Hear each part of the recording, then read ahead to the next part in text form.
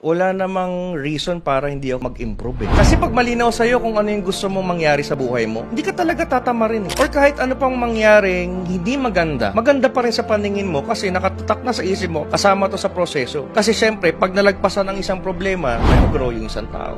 And every time you grow, no one can take away that growth from you. Kasi most of the people, they thought failure na sila. Hindi, sa failure na yon, may natutunan ka.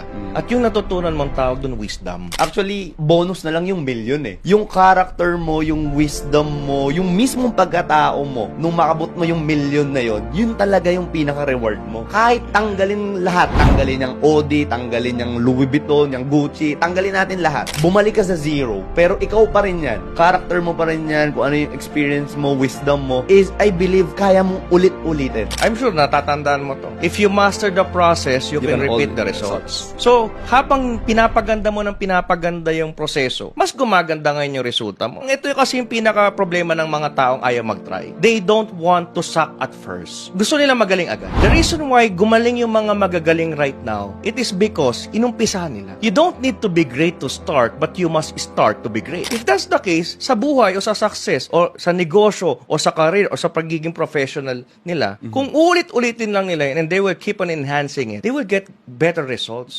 compared to before.